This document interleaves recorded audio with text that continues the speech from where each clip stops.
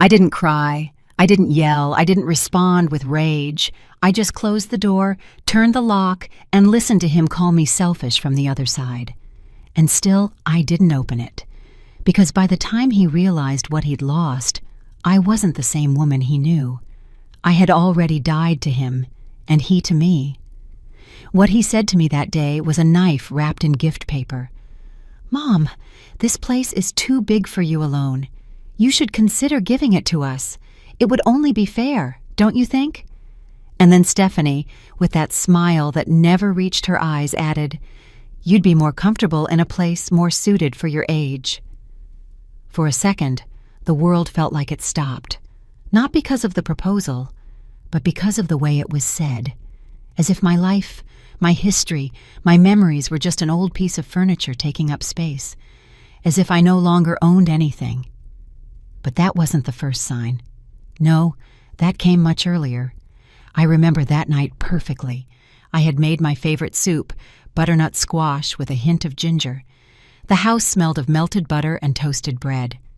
I set the table with my porcelain plates, the ones we bought with my husband Elias on our first trip to New Orleans.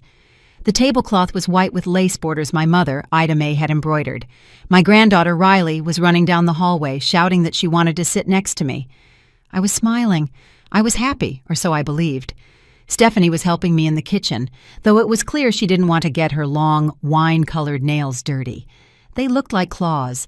My son, Glenn, was on the balcony talking on his phone, gesturing as if negotiating a big contract. When he hung up, he came over to me with a bottle of expensive wine. "It's a gift, Mom. You deserve it." It seemed strange. Glenn was never one for thoughtful gestures, but I thought maybe he was changing. During dinner, Stephanie complimented the living room curtains. "So classic, though I would put up something more modern, more minimalist." Glenn gave her a quick nod, as if to say, not to overdo it, but I already felt that uncomfortable tingling in my stomach.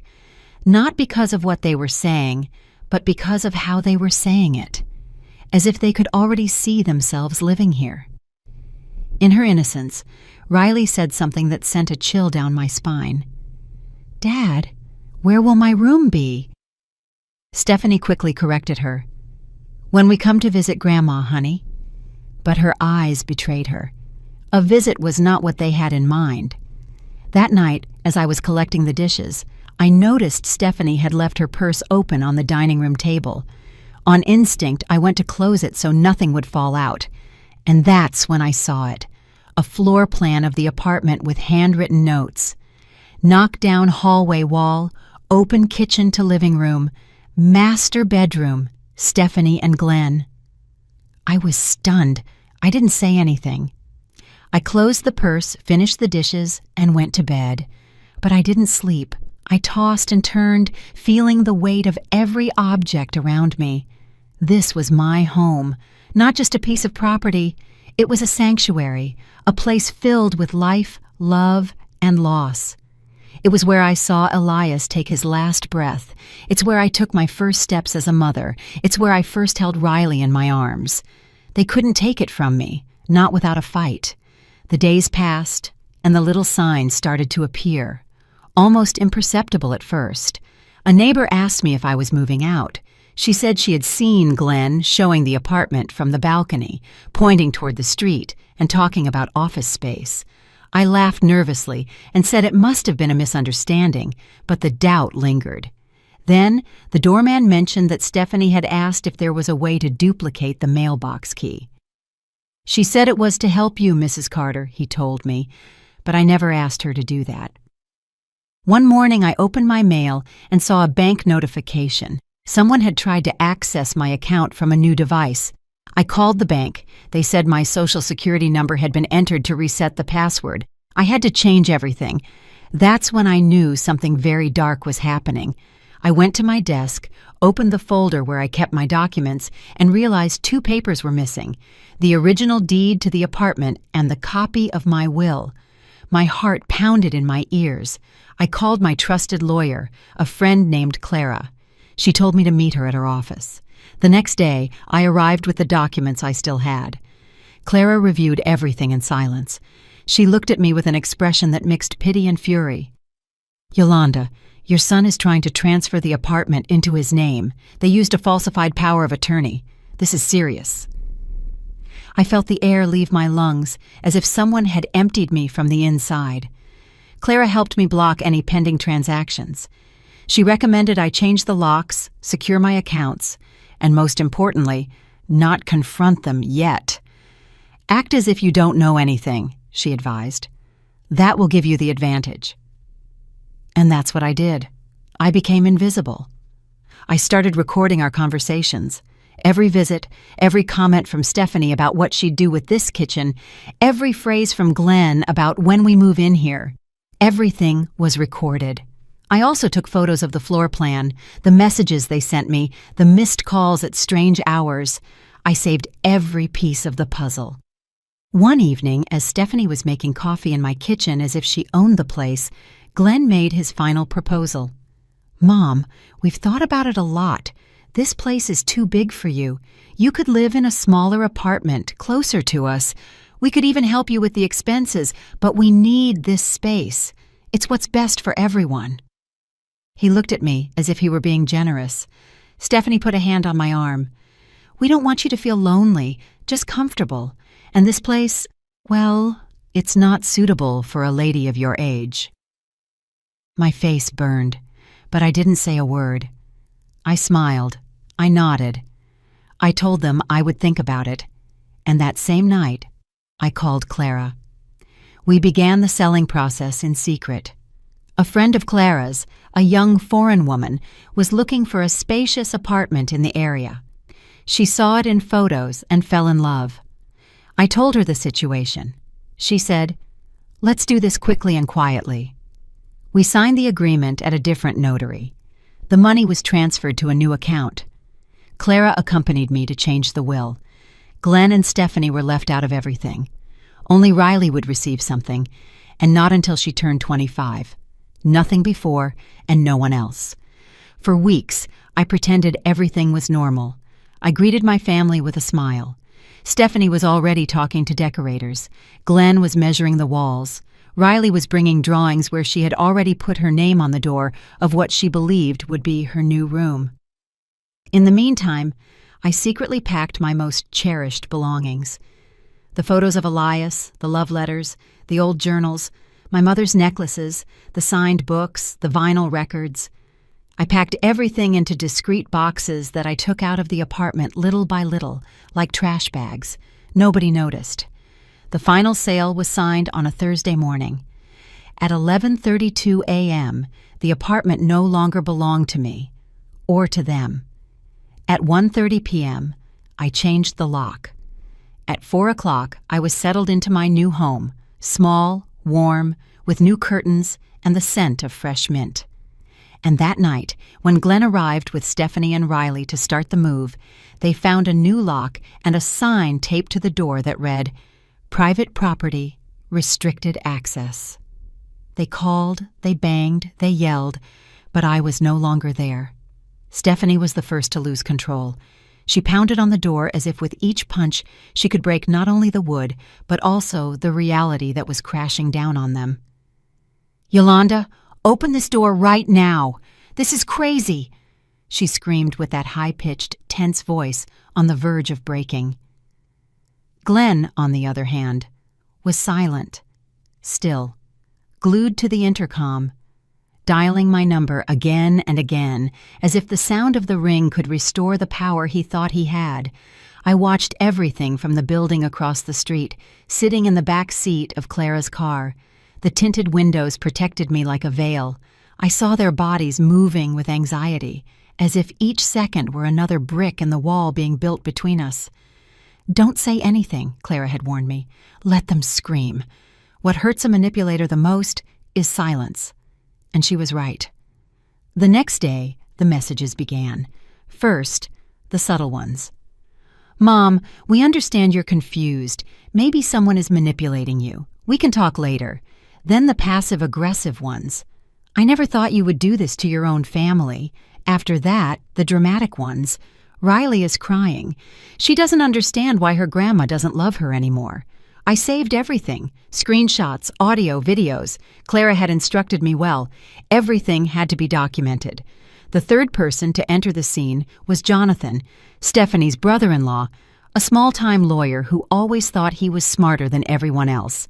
He sent me a lengthy email with convoluted legal terms, telling me that what I had done could be considered an act of temporary mental incapacitation and that they would have to seek a judicial review of my faculties.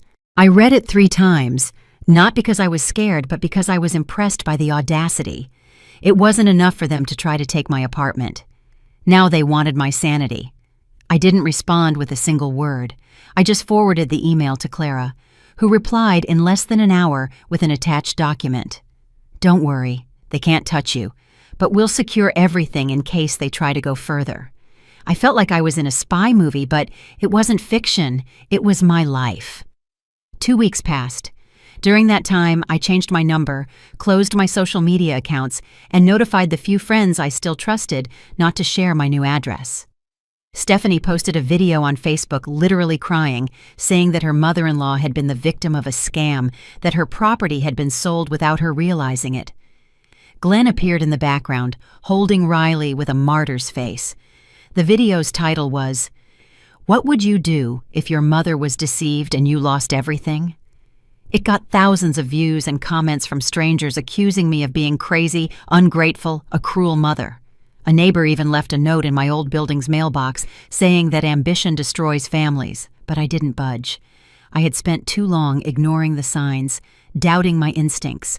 Now I was standing firm and had no intention of backing down.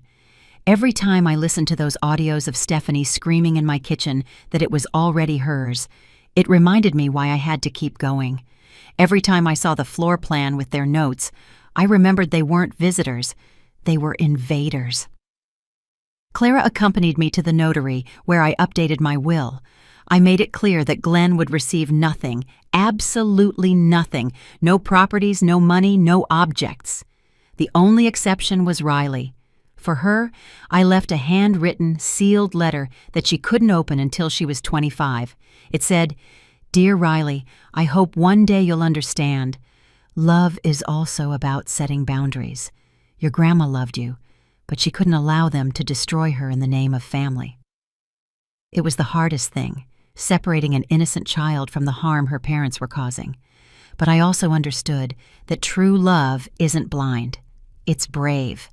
And sometimes saying no is the purest act of love. One afternoon, I received a call from an unknown number. I didn't answer. A minute later, a voicemail. It was Glenn. His tone was different. There was no rage, just emptiness. "Mom, I don't know what happened. I don't know when you became so distant. I just wanted to help you. I wanted you to be okay, not to be lonely. But now I don't know if we ever mattered to you." I clutched the phone to my chest. My hands trembled.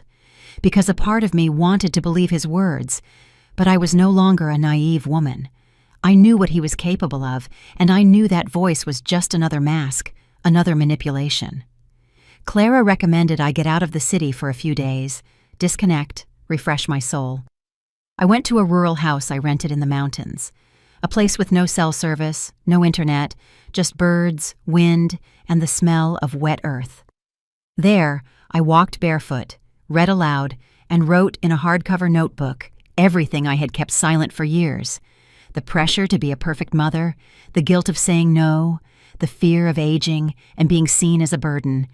I cried for Elias, for the things we didn't say, for the times I was soft, thinking it was love, for the silences that allowed me to be taken for weak, and after crying, I began to heal. I returned a week later. The scandal on social media had already died down. Stephanie had deleted the video. Jonathan had stopped writing. And Glenn? Glenn had disappeared. I didn't hear from him again. No calls, no letters, no visits, just the echo of his absence. My new house wasn't as big, but it was mine. Every plant on the balcony had a name. Every cup had a story. Every silence was peace, not a punishment. I woke up early, made coffee with cinnamon, opened the windows, and let the light in without permission. I hung a black and white photo of me and Elias on the wall, smiling in a park in Savannah. I talked to him sometimes, telling him how I had stood up for myself, how I had finally chosen to live. One morning, when I opened the mailbox, I found a letter with no return address. Inside was a drawing from Riley, a yellow sun, a house with flowers, and 3 figures, an older woman, a little girl, and a cat. At the bottom, in crooked letters, it said, "To Grandma, I miss you." I felt a lump in my throat. I put the drawing in a wooden box with Elias's letters. I closed the box. I didn't cry. I just stroked the lid and whispered, "Me too, my love, but I won't go back." And I didn't. Not to the old apartment, not to the obligation-filled birthdays, not to the gatherings where I pretended not to notice Stephanie's disdain, and not to the dinners where Glenn talked without looking at me. I didn't go back, and that was my act of love, of self-love. The world could judge. They could call me cold, calculating, resentful, but no one had lived what I lived. No one had heard what I heard behind closed doors. No one had felt the emptiness of seeing your own son plan your replacement while you were still breathing. I had, and that's why I chose to save myself. For weeks, the phone remained silent. No more messages, no more hidden calls. It was as if the world had finally understood my decision, or at least learned not to challenge it. There was something powerful in the silence, not the empty silence of a house with no visitors, but the one that blossoms when you close doors that should never have been opened. The silence of having finally chosen not to be used, the silence of freedom. But peace, like everything in life, is fragile. It was a Tuesday morning when I was returning from the market with a bag full of tomatoes, warm bread, and fresh rosemary. I saw him. Glenn was standing, leaning against the fence in front of my building. He didn't have flowers. He didn't bring gifts. Just his arms crossed, his beard grown out, and his eyes filled with something I couldn't decipher right away. Not sadness, not regret. It was something denser, murkier. I didn't say anything. I walked past him without looking, but his voice reached me anyway. "Mom, we need to talk." I stopped.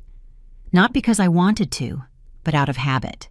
Because no matter how much a woman has rebuilt her life, there's still an echo in her chest that responds to a son's call. "There's nothing left to talk about," I replied without turning my head. "Stephanie is pregnant." He blurted it out as if that were a trump card that justified everything. I closed my eyes for a second.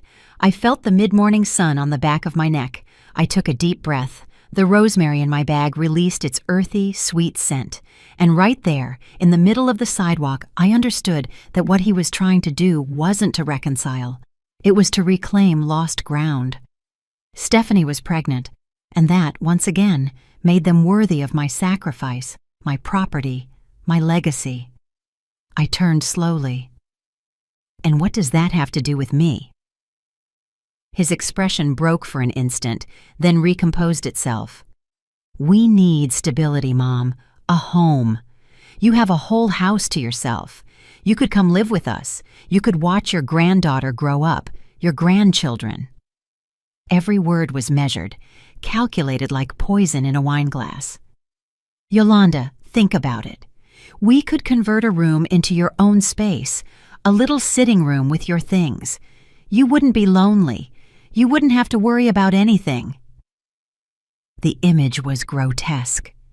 Me, reduced to a decorative figure squeezed into a corner of a house that wasn't mine, under rules I wouldn't set, tolerated only until I became a bother. I didn't respond. I just kept walking. I went up the stairs slowly, not because my legs hurt, but because I needed him to see every step, every inch of distance I was choosing. I went inside, closed the door, and changed the lock again that same afternoon.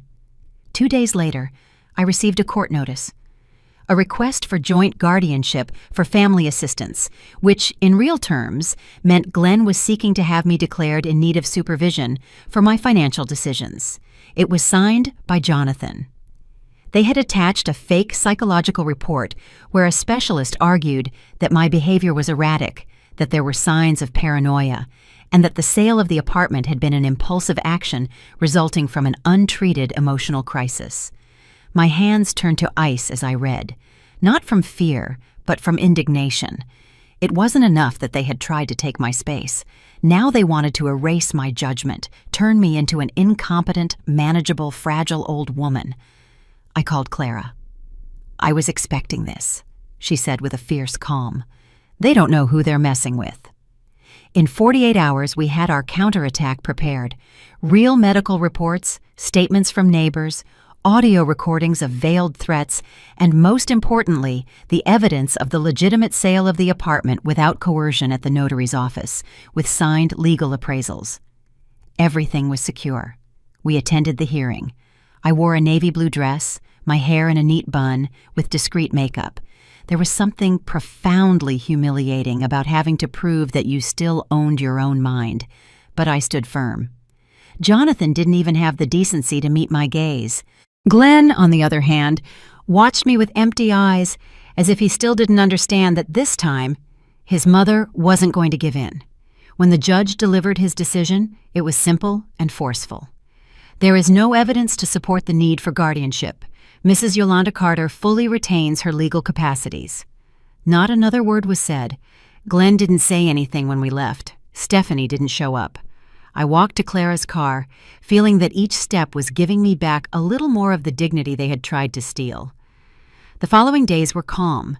Clara insisted that I leave the country for a while, a short trip to close that chapter, to experience something that didn't have the shadow of Glenn or the echo of Stephanie. I accepted. I went to New Orleans, a city Elias had always wanted to visit and that I had always put off. I stayed in a small apartment with a view of the Mississippi River. I walked the cobblestone streets, listened to jazz coming from open windows. I drank my coffee black in small cups. I was in no hurry. I had no fear. For the first time in decades, I felt like a whole woman. One afternoon, at a viewpoint at sunset, a lady approached me. "Are you alone?" "Yes," I replied, without sadness. She smiled. "That's not always a bad thing." It wasn't here. I was away for 3 weeks. I didn't receive a single message from Glenn. He didn't ask where I was. He didn't wish me a happy birthday, which fell during my second week in New Orleans. He didn't send a drawing from Riley. Nothing. And that, although it hurt, also confirmed everything. When I returned, I found my house intact, the plants green, the books in their place, the air still and clean. Claire was waiting for me with a lemon cake and a letter. "It arrived by certified mail while you were away." I opened it. It was from Jonathan's office. A last-ditch effort, a threat disguised as an apology. They wanted to mediate. They wanted to repair the family relationship. I knew what that meant. They wanted a piece of what didn't belong to them. I burned the letter in my kitchen. I watched the paper wrinkle, blacken, and turn to ash in the breeze coming through the window. Then I wiped the counter as if erasing a final stain. The months passed. I never heard from them again. Peace, that seemingly impossible peace, settled in like a silent guest. I learned to enjoy the simple things. A well-made cup of coffee, a book with the smell of new pages, the sound of rain on the roof. One day I found an old notebook of Elias's. It had doodles, ideas, scattered phrases. On one page, written in his neat handwriting, it said, "The greatest act of love is to stop allowing yourself to be hurt." I cried. I cried like I hadn't since this all began, and that was my catharsis. My son tried to take the little I had left, but he failed because what I had wasn't just an apartment. It was my history, my memory, my decision, and that I no longer give to anyone. I got used to the sound of my own footsteps in the house again, to the way the wooden floorboards creaked at certain spots when I went from the kitchen to the balcony, to the way the light came through the curtains at 6 in the evening, painting everything in a melancholic golden hue. It was a new silence, different from before. It wasn't the silence of abandonment, it was the silence of choice, of the woman who has cleaned every corner, not just of her home, but of her soul. Clara sometimes came over for dinner. She brought wine, laughter, and an energy that contrasted with everything I had lived through in the months before. We talked about literature, politics, travel, sometimes about what had happened, but not as an open wound, but as a scar that no longer hurt to touch. One Saturday in the fall, as I was sweeping dry leaves from the building's garden, the doorman called out to me. "Mrs. Carter, there's a young lady asking for you." I looked at her from a distance. It was Riley. She had grown so much in so little time. She was no longer the shy little girl who hid behind her mother. She was wearing a denim jacket, her hair was loose, and her eyes— I didn't know if she had come looking for answers or to cast blame. We went up to the apartment in silence. I offered her tea. She accepted. She sat on the sofa where we had so often read stories together, but this time the air was different. "Why did you do it, Grandma?" she asked without mincing words. "Do what?" "Sell the apartment, move away, cut him off?" I looked at her for a long time. She was nervous but firm. She hadn't been sent. She had come with her own ghosts.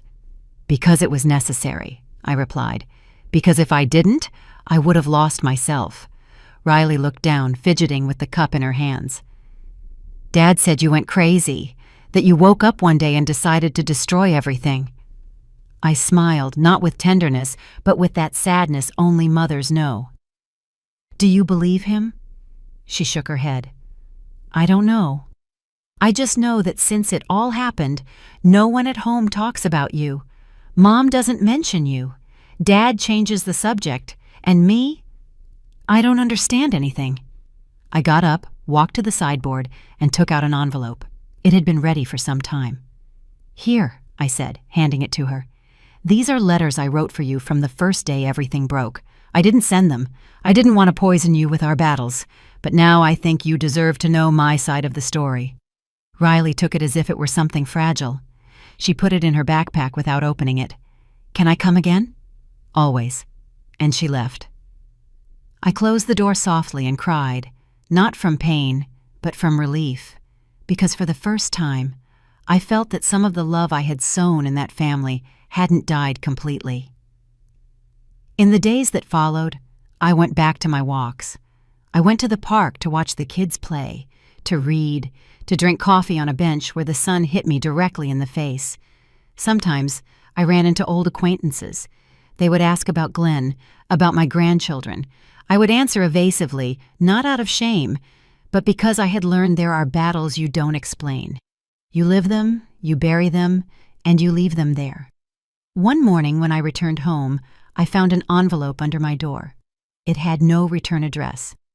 Inside there was only a single sheet of paper. "If you don't give me what's mine, I will go to all extremes."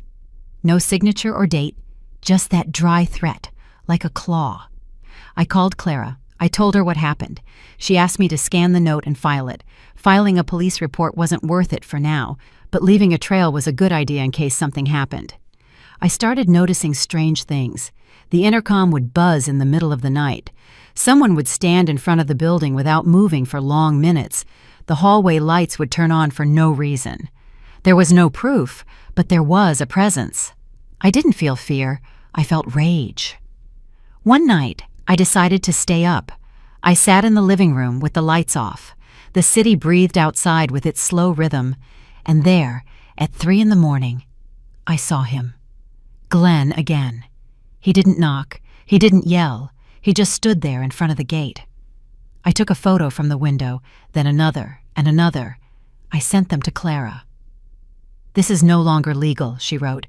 "We're filing for a restraining order tomorrow." And so we did. The judge issued a restraining order. Glenn couldn't come within 1,000 feet of me or my property. It was the last time I saw him.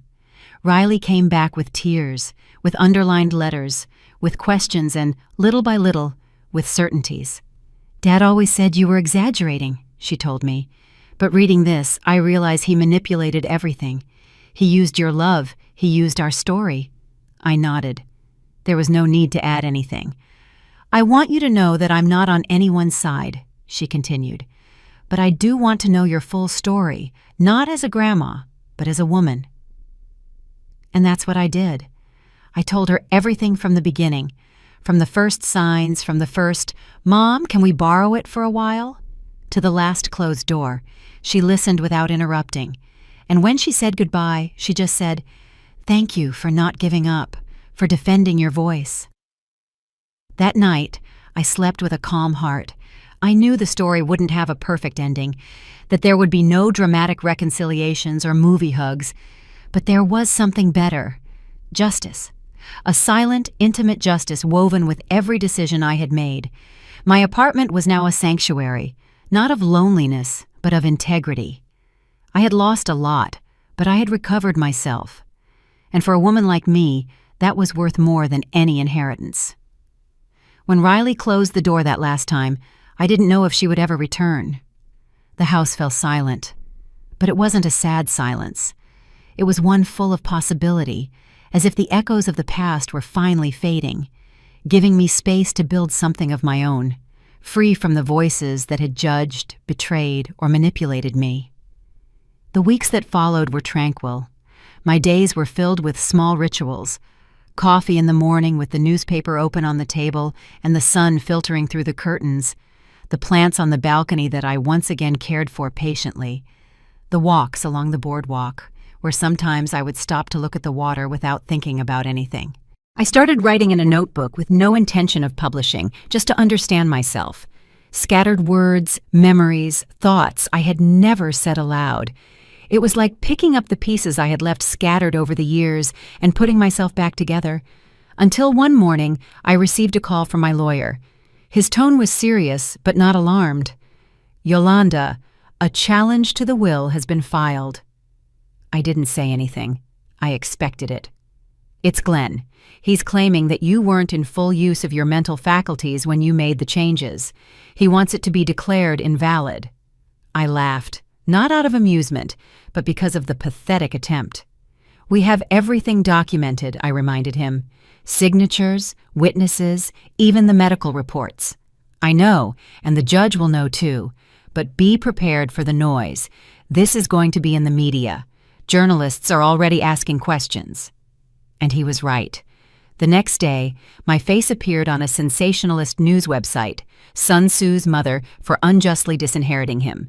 They accused me of manipulation and the irregular sale of property. They used an old photo, one where I was smiling with Glenn and Riley in front of the Christmas tree. The headline was aggressive. The text was worse, full of lies, phrases taken out of context, innuendo. But I didn't react. I didn't reply. I didn't call anyone. I just breathed, because I was already beyond all that. Clara helped me prepare a folder with evidence. Every document, every conversation, every date, everything in order.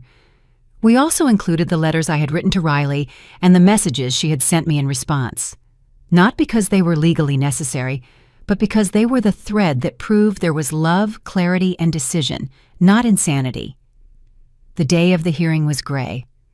I wore my dark blue coat and the scarf my friend Carol had given me before she passed. I entered the courtroom as one who enters to close a story, not to fight it. Glenn was there. He didn't look at me. His lawyer presented absurd arguments. He talked about my age, my emotional fragility, a supposed cognitive decline. He said I had been the victim of a scam, that someone had surely convinced me to act this way, that I wasn't capable of making such drastic decisions on my own. I watched him as if he were talking about another woman. I didn't recognize myself in anything he said. When it was my turn to speak, I did so calmly. I read a statement I had written the night before.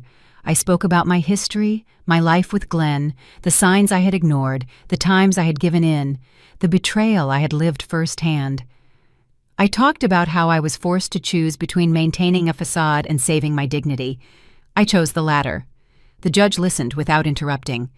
When I finished, he paused for a long time and then said what I already knew, that there was no evidence to declare the will invalid, that my actions were legal and justified, and that the entire process had been carried out with full knowledge and consent. Glenn clenched his teeth. He didn't say anything. His lawyer collected his papers, resigned. I left the courtroom alone. I walked in the rain without an umbrella. I felt the water cleansing me. I stopped at a secondhand bookstore. I bought a book of poems by a local poet and went home as if returning from exile. The following weeks were even calmer. No one knocked on my door. No more threats were sent. Riley visited me every now and then. She brought me drawings, books.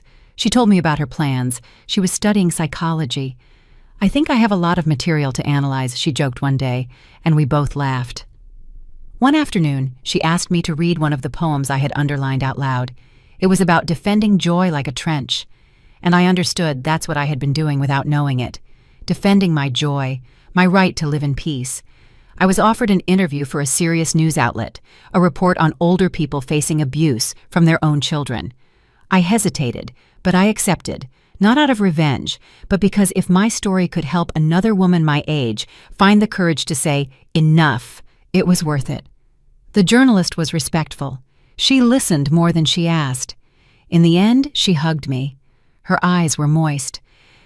"Thank you for not staying silent," she told me. When the report was released, the reaction was immediate.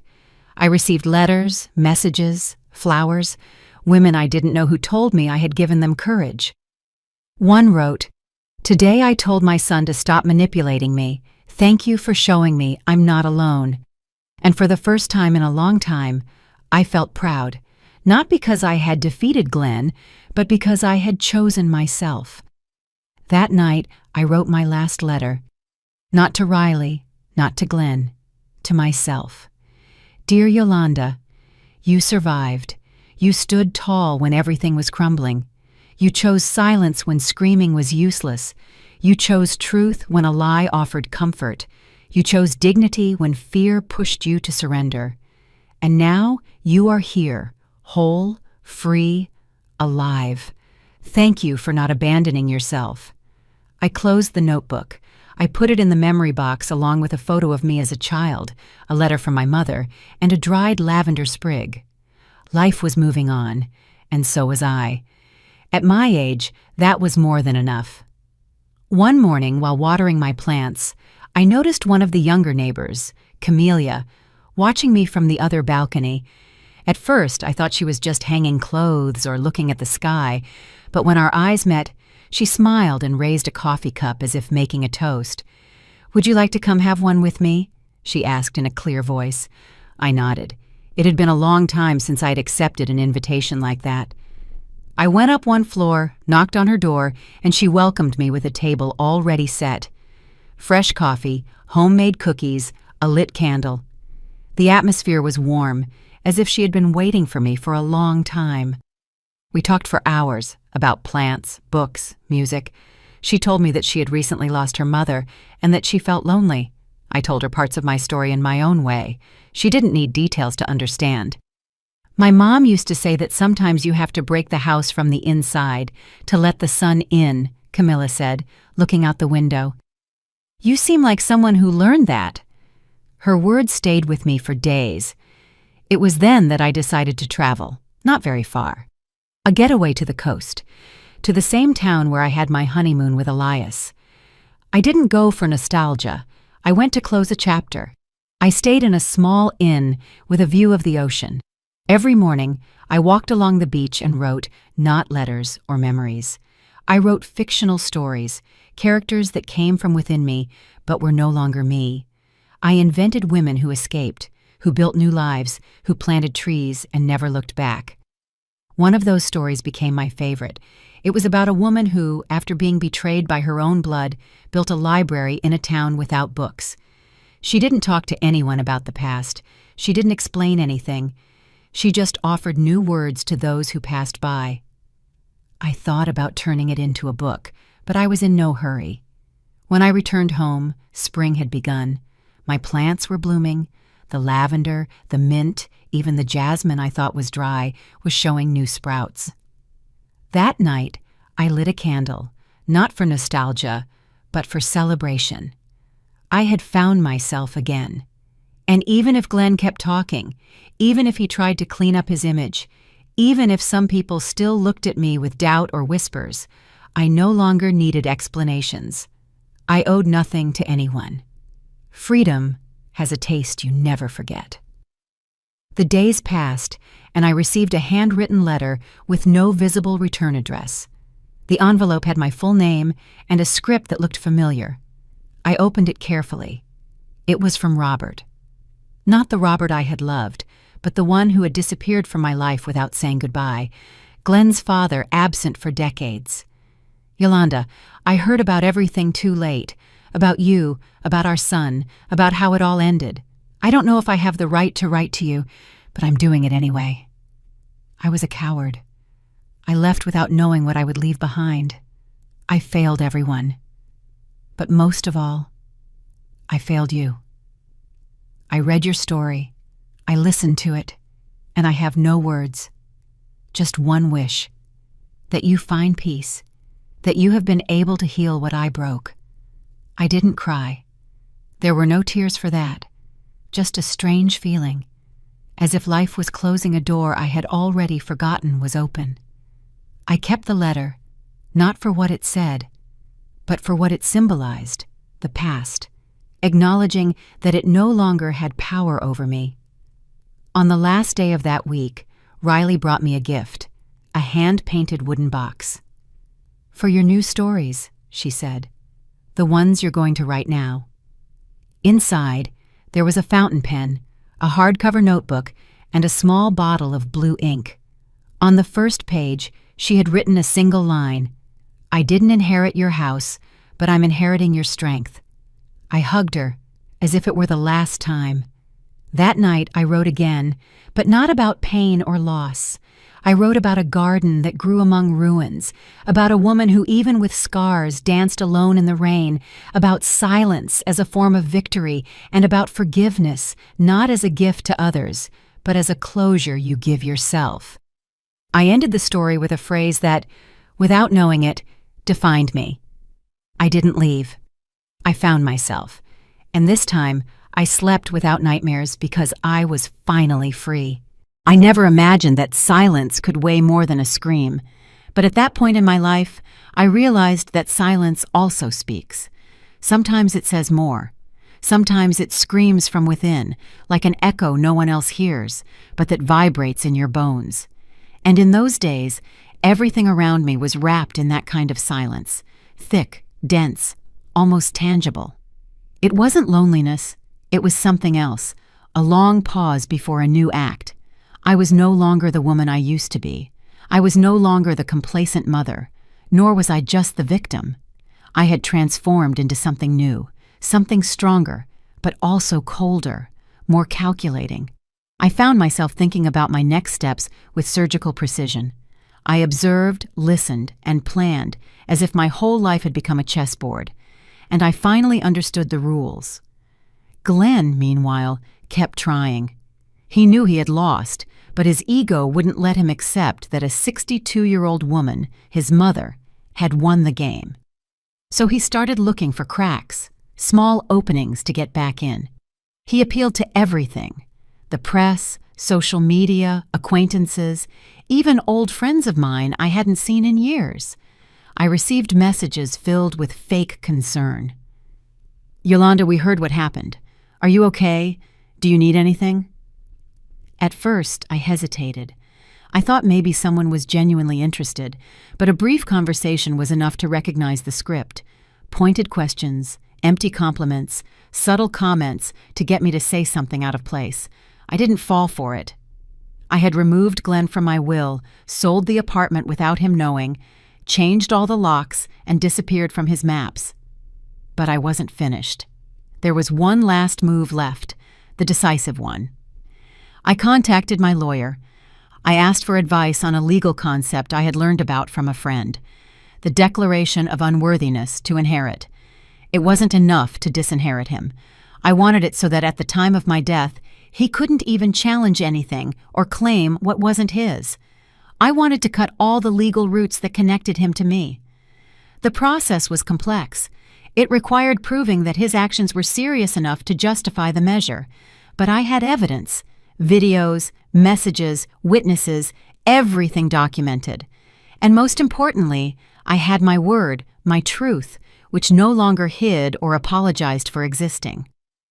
While we were preparing the documentation, I made another decision. I sold my second apartment, the small one I still had in a more distant neighborhood. With that money, I did something I never thought I would do.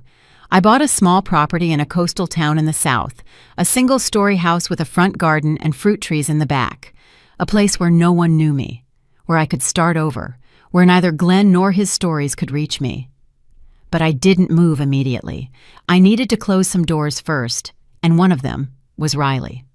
The last time we saw each other, she told me she didn't want to choose between her father and me, but the real world doesn't always allow for neutrality. As the months passed, I realized that her silence was a choice, a way of protecting herself, yes, but also a way of leaving me alone. She never wrote to me. She never asked how I was. She never showed up. So I wrote one last letter, not to reproach her, not to hurt her, just to tell her the truth. Riley, I don't expect you to choose. You already did. I won't judge you. Everyone carries their history as best they can. But sometimes, silence is also a betrayal. And in the darkest moments, I looked for you, and you weren't there. I don't hold a grudge. I just wanted you to know that I loved you very much, and that even though I no longer expect anything from you, I wish you peace and freedom like the one I finally found. I didn't sign it with Mom, just with my name, Yolanda. I left it in her mailbox on a rainy morning. I didn't wait for a reply. The day I signed the sale of the apartment, I felt a strange relief. It wasn't sadness. It was as if a huge weight had been lifted from my shoulders. It wasn't just bricks and cement I was leaving behind. It was years of pain, of compromises, of forced silences. With the deed signed, I took a taxi, picked up my few belongings. I had already given away or sold almost everything, and headed south. The journey was long. We crossed endless highways, open fields, silent curves. I had headphones on, but I didn't play music. I preferred the sound of the engine, the wind, the faint rattling of the wheels on the asphalt. I arrived at dusk. The house was just as I remembered it, simple, cozy, bright. A neighbor, Julia, greeted me with a homemade loaf of bread. She told me not to hesitate to knock on her door if I needed anything. I thanked her, but I knew I wanted to live this chapter alone, in silence, at my own pace. The first few days, I focused on cleaning, organizing, and planting some seeds in the garden. Lavender, mint, jasmine. I reconnected with the earth, with the smell of dampness, with the creaking of the wood, with the bird song at dawn. And then one night, the news came. Glenn had been sued for fraud, not by me, but by another woman, an ex-girlfriend. He had falsified documents, manipulated bank accounts, taken out loans in her name. The scandal was all over the media. His face, the same one that had yelled at me in front of my old door, was now everywhere, no longer as the grieving son, but as a swindler. I didn't feel satisfaction or revenge, just a sigh, as if the universe had finally put things in their place. I filed the news article in a folder, not out of resentment, but for the record, for justice. A week later, Riley sent me a brief email with no greeting. I saw what happened with Dad. I don't know what to say. I just hope you're doing well. I didn't reply. It was too late. I had crossed a threshold from which I would not return. My new house had a large window that overlooked the ocean. Every morning, I would sit there with a cup of tea and watch the sun rise over the waves. It was a ritual, a way of reminding myself that time moves on, that even after the fiercest storms, the day still comes. One afternoon, while watering my plants, I found a note under the door. It was from Julia, the neighbor. She was inviting me to a poetry reading at the town library. I hesitated, but I went. I entered quietly. I sat in the back row. An older man read verses by his deceased wife. A little girl recited a made-up poem about the clouds. And then, I don't know how, they offered me the microphone. I took it, took a deep breath, and for the first time, I read one of my own texts. I didn't leave. I found myself. The room fell silent, and then they applauded. Not for the talent, but for the truth. That day, I understood that I didn't need to get revenge on anyone. The deepest victory is to live without fear, without debts, without depending on the forgiveness of others. That night, I lit a candle, not for nostalgia, but for gratitude, because I was alive and finally free. Time doesn't heal, but it clarifies, like old wine at the bottom of the bottle that holds its most bitter essence. That's how the weeks after my reading at the library were. Each day brought a different breeze, a new smell, an unexpected feeling. I would get up early, water the plants, walk on the beach, read some forgotten book on the living room shelf, but always, at some point, the memory would return. Not with pain, but with a strange mix of relief and vertigo, as if I were looking into an abyss that could no longer swallow me. I didn't regret anything, but I didn't celebrate either. It was a strange, dense, silent calm. One afternoon, as I was walking through the town market, I noticed something different. A look, a murmur, a gesture.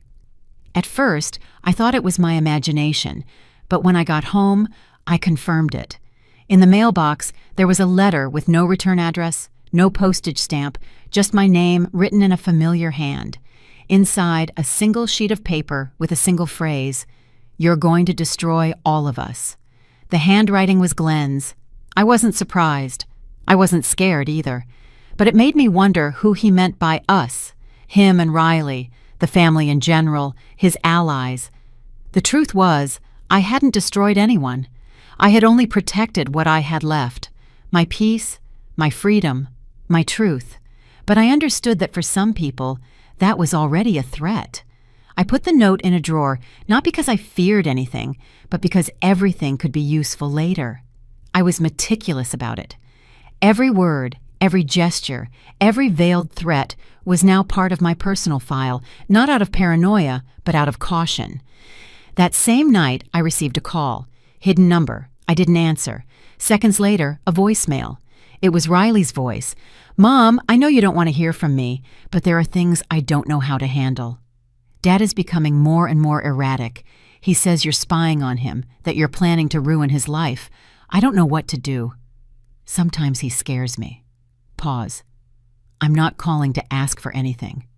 I just needed to say it. Another pause. A sigh. "I miss you." I turned off the phone. I didn't cry. I didn't reply. I was no longer moved by half-hearted phrases or lukewarm affections. I learned that love shouldn't hurt, and that those who choose silence during a shipwreck don't deserve the rudder when the calm arrives. But something in that message unsettled me. Glenn was losing control, and a desperate man is capable of anything. The next few days were strangely quiet. Julia, my neighbor, brought me some cookies. I went to the book club. I bought a bicycle. I felt light, but something told me that this peace was just the calm before the storm. And I wasn't wrong. One morning when I opened the door, I was met by a camera, a man with a microphone, another with headphones, and a young female journalist with a serious face and an affected tone. "Yolanda Carter?" I nodded in silence. "We're doing a report on family inheritance conflicts. Your case has gained notoriety on social media. Would you like to give your side of the story?" I closed the door without saying a word. I wasn't surprised. Glenn had friends in the media. He knew how to manipulate narratives. He was an expert at looking like a victim and had surely leaked information, distorted facts, and shown only one part of the story, the one that benefited him. That night, the report aired. Julia showed it to me, with an indignant look on her face. The mother disinherited him on a whim. He only wanted to help her move. It accused me of betrayal and emotional theft, a story that moved the whole country. The images were edited with sad music, old photos of us when he was little, birthday videos, cut out fragments of audio, and a testimony from an anonymous woman, surely paid, who claimed I had always been manipulative. I couldn't help but laugh, not out of amusement, but because it was absurd. It was so easy to distort a life. And then I understood. Glenn wasn't seeking justice. He was seeking public revenge, to destroy my image, ridicule me, and force me to respond and enter his game. But I was no longer playing. I gave my answer in my own way. I went to a notary with my lawyer. We drafted a public document in which I explained, without attacks or names, that I had been a victim of psychological manipulation, that I had taken legal measures to protect myself, and that I did not wish to feed the media circus. The notary published it as an open letter on paper, without social media or interviews. I left it in silence. The media, of course, didn't cover it. But something changed. A week later, I received another letter, this one handwritten from Riley. "Mom, I saw everything, the report, your letter. I feel like I'm in the middle of a war I never wanted, but I can't pretend anymore. Dad is out of control. He follows me. He checks my cell phone. He accuses me of being on your side. I'm scared. I don't want to live like this." Pause. More text. "I realize now that I was wrong to leave you alone. I thought I could stay neutral, that everything would work itself out, but it didn't. You acted with dignity. He acted with hate." Last paragraph. "I'm not asking for forgiveness. I know that's not enough, but I want to start over, if you'll let me." I read the letter several times. I didn't know what to feel. I left it on the table, went out to the garden, took a breath, and remembered something my mother once told me when I was young and proud. Forgiveness isn't a door. It's a crack where light can enter. I went back inside. I wrote a brief response. "Riley, wars end when someone lays down their arms. I'm not waiting for you, but if you come in peace, I'll be here." I sent it by mail. That night, I slept soundly for the first time in weeks, but it wasn't the end. The next day, I found the garden gate forced open, a plant pulled out of the ground, a fleeting figure that fled into the bushes. I called the police. I didn't report anyone, but I made a statement. Glenn had crossed a line, and I had to put an end to it. The police didn't take long to arrive that morning. 2 young officers, polite but skeptical, asked me if there were cameras, witnesses, anything more than a suspicion. I showed them the twisted gate, the footprints in the damp earth, the broken flower pot. One of them nodded with a resigned expression. "It could be anything, ma'am, but we'll file a report." They took notes, gave me a sealed paper, and left as if it were a childish prank. But I knew it wasn't a thief. It wasn't a coincidence. It was a message, a warning. I filed the police report with the other documents in the black folder on my desk, the one I had labeled legal backup. At that point, my house was no longer just a sanctuary, it was a fortress. Everything I did, said, or received was recorded. I had learned that in a war of attrition, the best weapon is persistence. That afternoon, as I was making coffee, the doorbell rang. I cautiously looked out. It was Riley, without makeup, without jewelry, without a car, and alone. I buttoned my coat. I crossed the garden and opened the door without saying a word. "Can I come in?" she asked in a trembling voice. I nodded. She walked slowly to the living room, as if each step weighed years. We sat in silence. For a while, the only sounds were the ticking of the clock and the steam from the coffee maker. "I didn't know where to start," she finally said. "I was speechless many times, but I can't do this anymore. Glenn is out of control. I've lost him, or maybe he lost himself. I don't know, but every day is worse. He accuses me of betrayal, of conspiring with you. He checks my calls. He controls my schedule. I don't even know who he is anymore." I looked at her calmly. "And now you're coming to ask me to—" Riley wasn't a question. It was a line, a boundary. She understood. "I'm not here to ask for anything. I just wanted to tell you that I was wrong, and that if you ever want to rebuild something with me, I'll be here, no strings attached." Her eyes were red, but she didn't cry. "I hear you," I finally said. "That's all I can promise right now." She nodded, stood up, hugged me without squeezing, and left. When I closed the door, I felt a weight lift. It wasn't forgiveness or reconciliation. It was the end of waiting. I no longer carried the need to be understood. I had said everything, done everything, shown everything. The rest was not up to me. But what was up to me was about to be resolved. That same night, I received a court notice. Glenn was suing me for wrongful eviction and financial manipulation. I read every page carefully. Empty words, phrases written by an expensive lawyer. He intended to prove that I wasn't in full use of my faculties, that I had been influenced by external elements, and that my change of will was the result of psychological pressure. The document was a mixture of insult and threat, but it didn't shake me. I was prepared. My lawyer, the same one who helped me sell the apartment in secret, responded in record time. He presented all the evidence: Glenn's letters, the messages, the recordings, the previous police reports, the sale carried out with full faculties, the renewed will with witnesses and a notary. But there was something else. Something I had been saving for this very moment. An audio recording. One night, weeks ago, while I was talking to Carol on the phone, Glenn had accidentally left a voicemail. He thought he had hung up, but he hadn't. In the recorded message, you could hear him talking to someone, maybe a lawyer, maybe a friend, and saying word for word, "She's going to fall on her own. She's old, she's alone.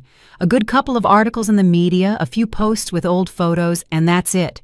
No one will question if we have her committed." My lawyer listened to it 3 times. He looked at me in silence and said, "This doesn't just close your defense. This sinks him." We submitted the audio as part of the case file, added the police report, included Riley's letter as voluntary testimony, and then we did something else. We requested a preventive restraining order. The judge, upon reading the material, did not hesitate. Glenn was prohibited from approaching within 500 yards of my home. No calls, no messages, no social media, no contact through third parties. When he received the notice, his response was immediate: a video. He posted a 3-minute clip on his social media, crying, accusing me of disloyalty, of destroying his family, of brainwashing his wife, of leaving him with nothing. The images were manipulated.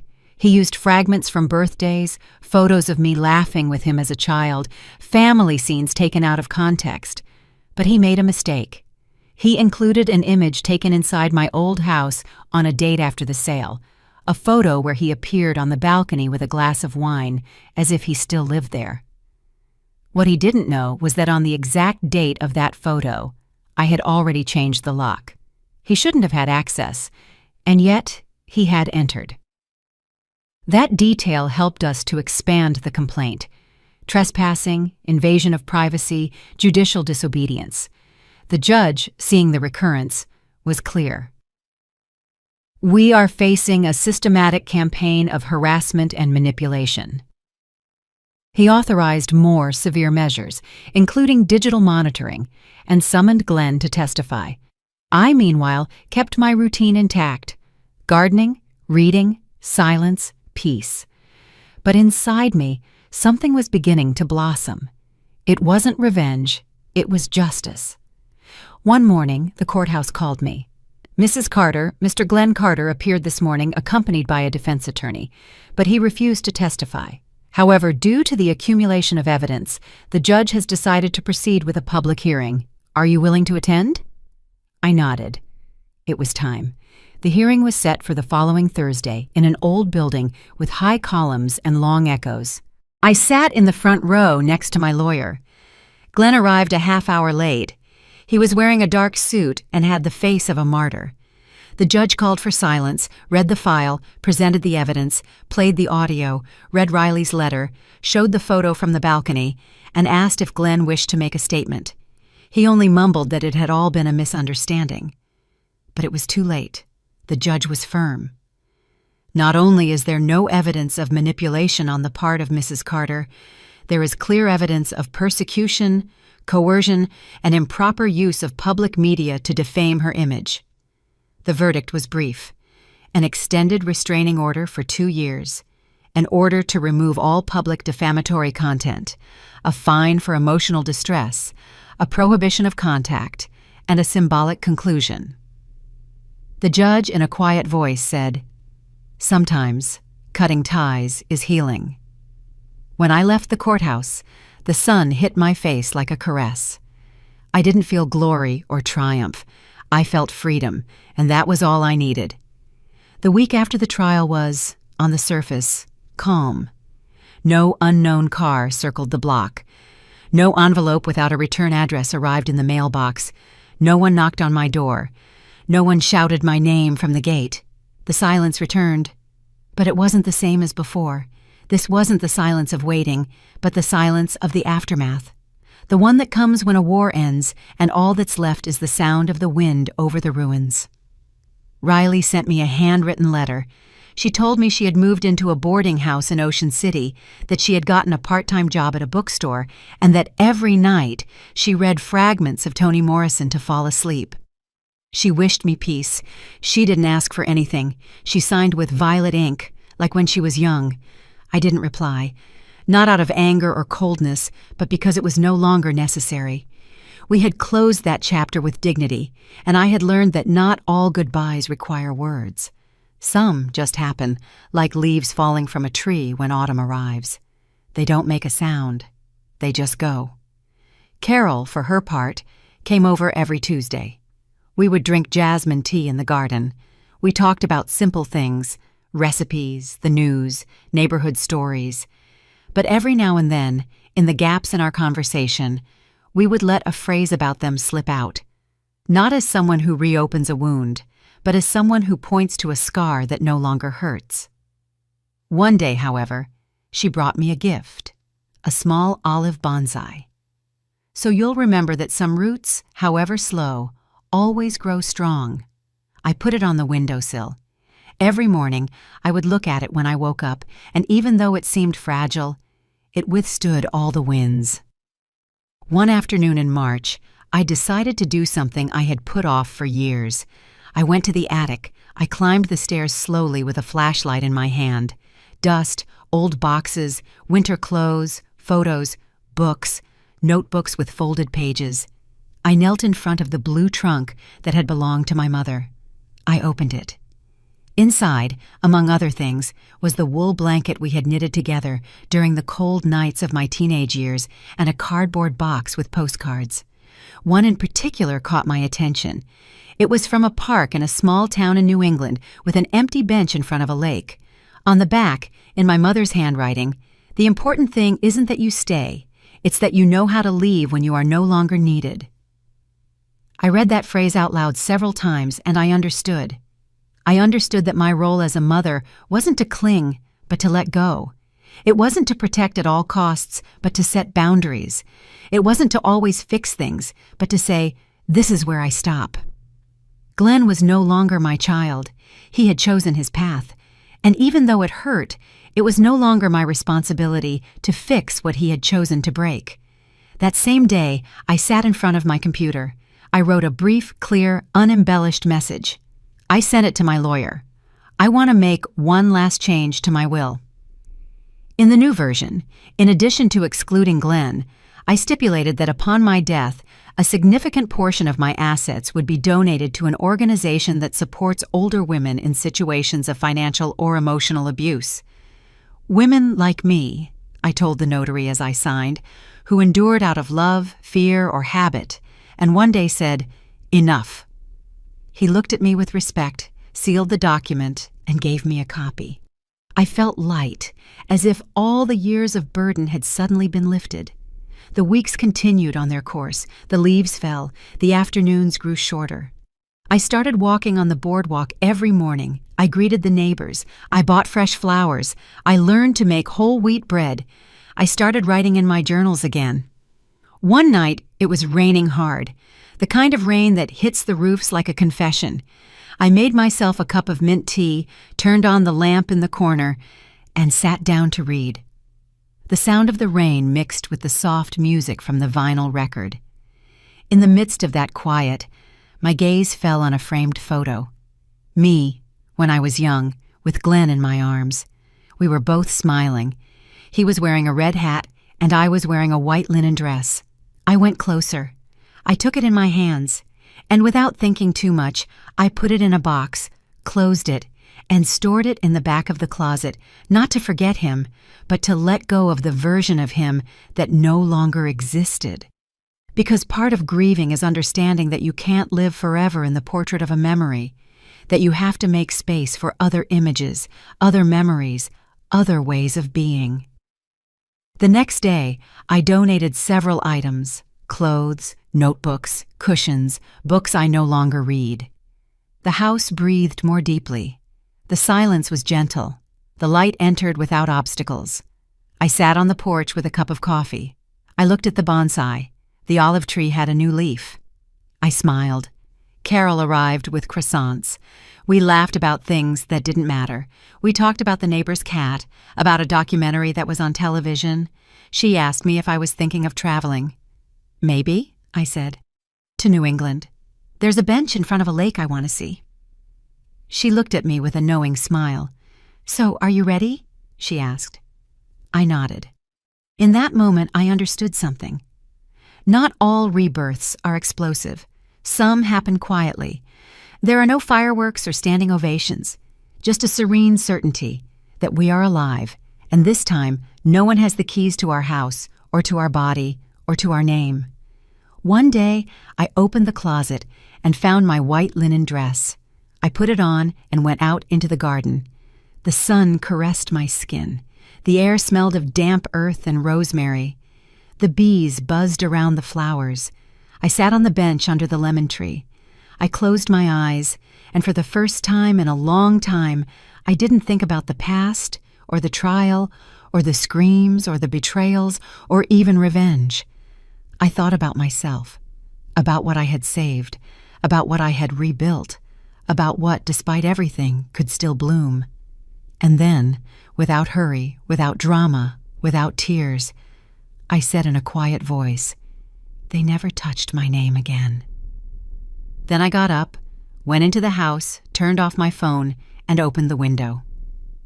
Did you like my story, and which city are you listening from? Let's meet in the comments. If you liked the story, you can support me by sending a super thanks so I can keep bringing more stories like this. Thank you so much for your sweet support. I'm looking forward to your comments on the story. On the screen, you can see 2 new life stories that I highly recommend. There's so much more on my channel. Don't forget to subscribe. See you in the next life story with love and respect.